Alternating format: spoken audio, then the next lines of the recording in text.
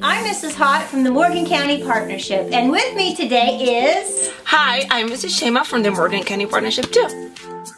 And Miss Shema and I, we're here with a Positive Actions Value Virtual Lesson for you. Now, what is Positive Actions? It's a core curriculum where we talk about core value words that are important and essential to high schoolers' developmental assets. Everything from your wellness, physical, intellectual, and emotional, to defining who you are. When we talk about that, it helps us set a path with positive thoughts to have those actions to reach our goals. And you know what, Miss Shema? What, Mrs. Hott? With positive actions, it helps us to succeed. So, are you ready? Okay, for Positive Actions this week, we have a virtual lesson just for you. It features people that you may recognize, people who are also using positive actions. You might see them on social media, you might see them in your neighborhood. So, tell your friends, come to positivevaluesnetwork.com each week for a new Positive Action virtual video that's just for high school students. Good morning, it's Mrs. Hott from the Morgan County Partnership with this week's Positive Action virtual lesson for high school teenagers. This week we have a new value word, Positive Actions for Knowledge. We're talking about intellectual wellness and healthy choices for your brain. Are you ready? Let's get started. It's time for Positive Actions. Es sola acción positiva. We welcome you to positivevaluesnetwork.com. Morgan County Partnership is so excited to have you with us today. Whether you are at home for virtual or remote school, maybe it's distance learning, or you might be in the classroom with your teacher or social worker or counselor, or maybe you're at home or in the workplace even. The Morgan County Partnership is so glad to have you with us this week for the Positive Action Value. Now, here's what we're going to do today. We're going to talk about a new positive action value word. We're going to take a look at a positive action activity, and we're going to get a chance to talk about why positive actions are so important. Are you ready? Let's get started. This week for our Positive Action virtual video, we want you to watch the following TED Talk with a really interesting new word called multipotentialite. Are you a multipotentialite? What is that, you might be asking? Well, super scholars, watch this video. It's a TED Talk, and I want you to consider the question, what do you want to be when you grow up? It's going to take some knowledge, isn't it? Are you a multipotentialite? I know I am, and it's okay. Let's watch this video, and then we're going to talk about it.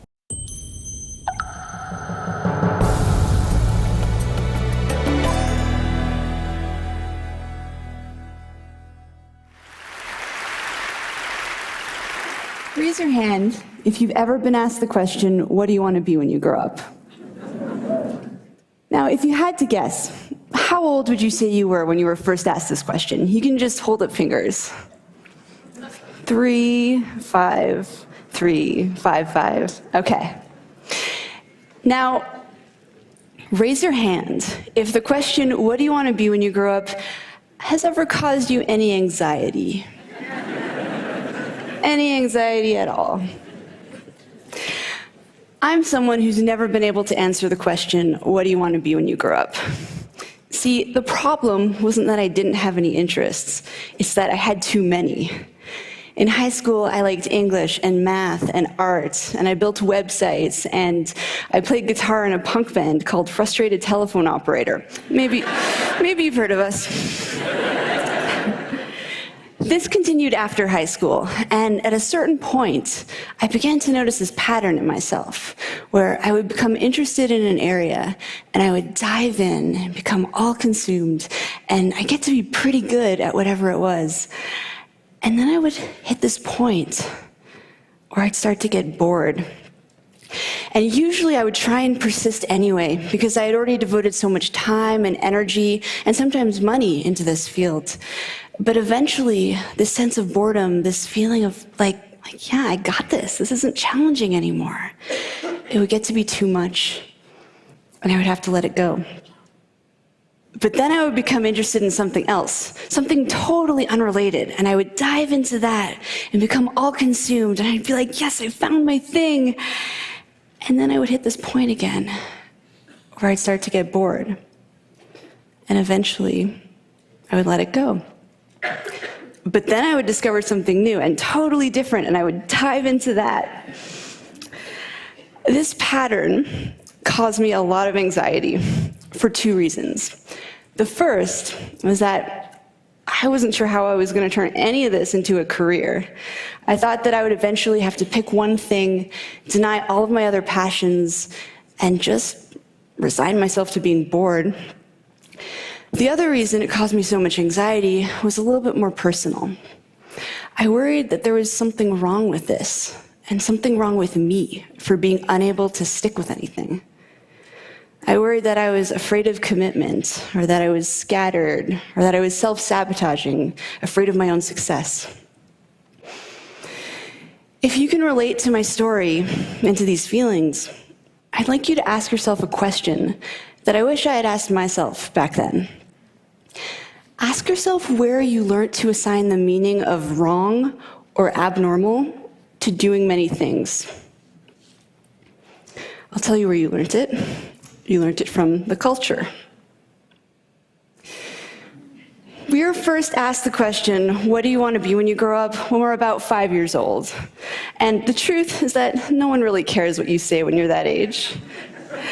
It's considered an innocuous question posed to little kids to elicit cute replies, like, I want to be an astronaut, or I want to be a ballerina, or I want to be a pirate. Insert Halloween costume here. But this question gets asked of us again and again as we get older in various forms. For instance, high school students might get asked what major they're going to pick in college. And at some point, what do you want to be when you grow up goes from being the cute exercise it once was to the thing that keeps us up at night. Why? See, while this question inspires kids to dream about what they could be, it does not inspire them to dream about all that they could be. In fact, it does just the opposite. Because when someone asks you what you want to be, you can't reply with 20 different things. The well-meaning adult will likely chuckle and be like, oh, how cute, but you can't be a violin maker and a psychologist. You have to choose. This is Dr. Bob Childs. And he's a luthier and a psychotherapist. And this is Amy Ung, a magazine editor turned illustrator, entrepreneur, teacher, and creative director. But most kids don't hear about people like this. All they hear is that they're going to have to choose. But it's more than that. The notion of the narrowly focused life is highly romanticized in our culture. It's this idea of destiny, or the one true calling. The idea that we each have one great thing we are meant to do during our time on this earth, and you need to figure out what that thing is and devote your life to it. But what if you're someone who isn't wired this way? What if there are a lot of different subjects that you're curious about and many different things you want to do? Well, there is no room for someone like you in this framework. And so you might feel alone. You might feel like you don't have a purpose. And you might feel like there's something wrong with you. There's nothing wrong with you. What you are is a multi-potentialite.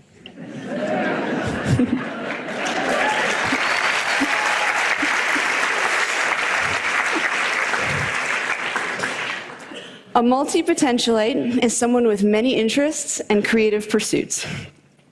It's a mouthful to say. It might help if you break it up into 3 parts: multi-potential and ite.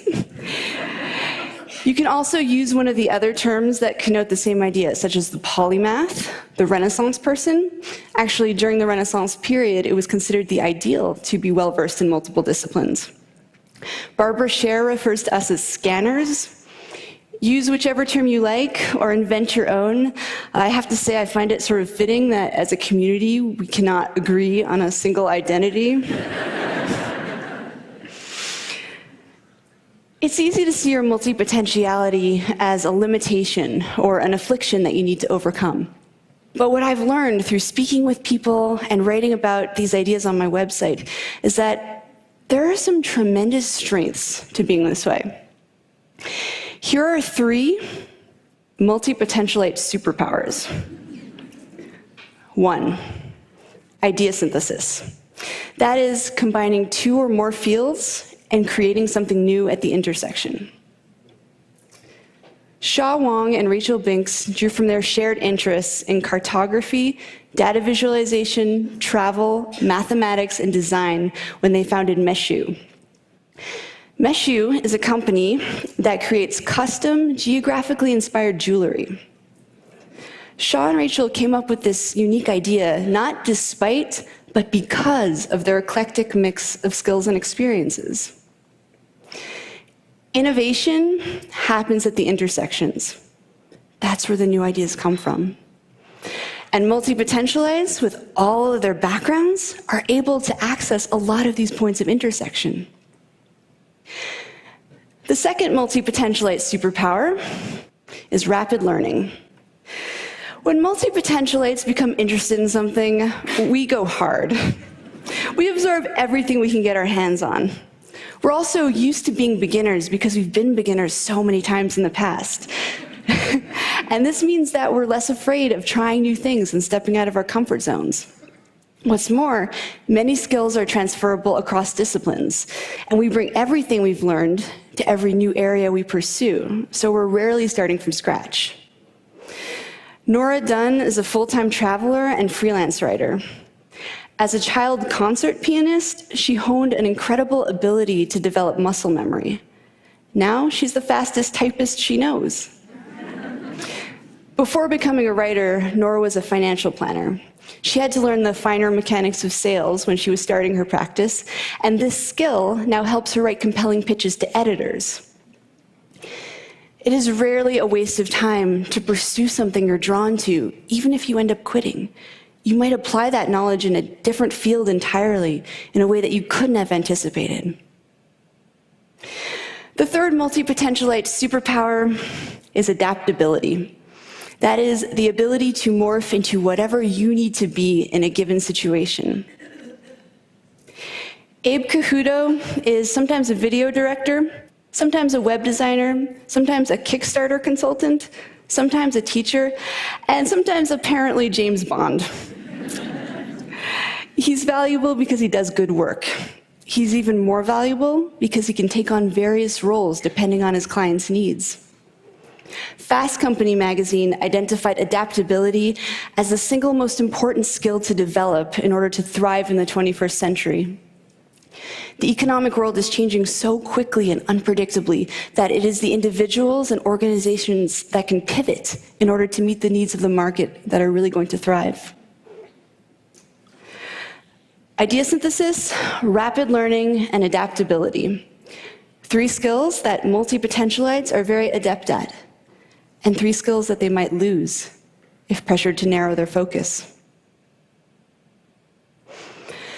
As a society, we have a vested interest in encouraging multipotentialites to be themselves.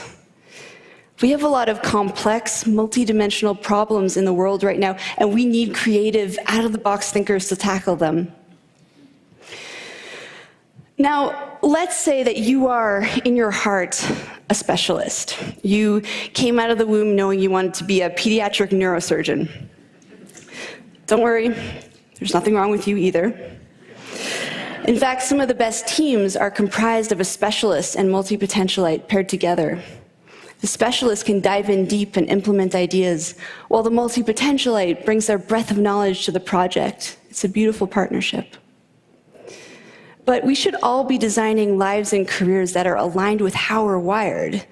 And sadly, multipotentialites are largely being encouraged simply to be more like their specialist peers. So with that said, if there is one thing you take away from this talk, I hope that it is this. Embrace your inner wiring, whatever that may be. If you're a specialist at heart, then by all means specialize. That is where you'll do your best work. But to the multi-potentialites in the room, including those of you who may have just realized in the last 12 minutes that you are one, to you I say, embrace your many passions. Follow your curiosity down those rabbit holes. Explore your intersections. Embracing our inner wiring leads to a happier, more authentic life. And perhaps more importantly, multi-potentialites. The world needs us. Thank you. And we're back for Let's Talk About It time. Multi-potentialite. Are you a multi-potentialite? Maybe. But that's a really hard question, isn't it? What do you want to be when you grow up? And I know as a teenager, maybe you're in high school, that people ask you that all the time. And if you're a senior on your way to college, you might be hearing this: what are you going to major in? So today I want to talk about the word knowledge, okay? And remember this as you consider all of those options. These positive actions will help you discover and answer some of those questions. And they're simple: reading, listening, and watching, okay? And remember this too, guys. Don't compare. Share your knowledge with others, and don't compare what you know to what someone else does, because we all are going to answer that question in a different way. And before we go, remember this. Are you trying to decide what you want to be and who you want to become?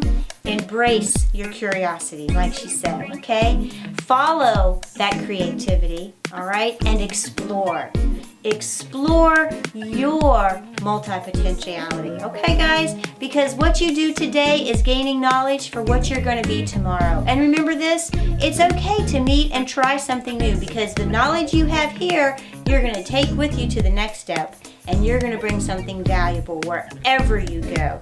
Don't forget it. Share your knowledge. Don't compare it. Bring your knowledge with you wherever you go. All right? Next week, we're coming back with another intellectual wellness word for your wellness. All right. See you next week.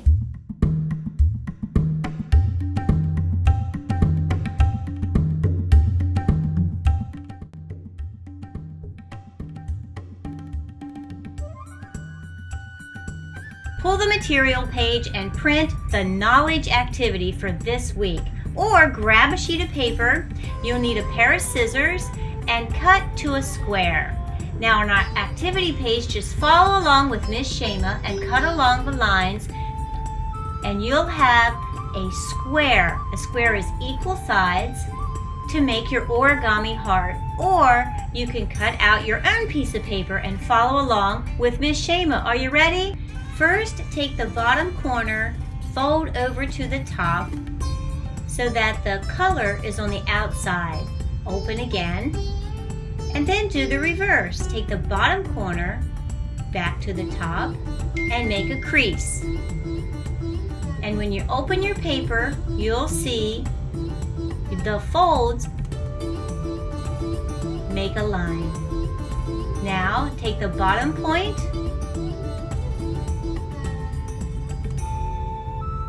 fold to the center intersection of the folds. Good job.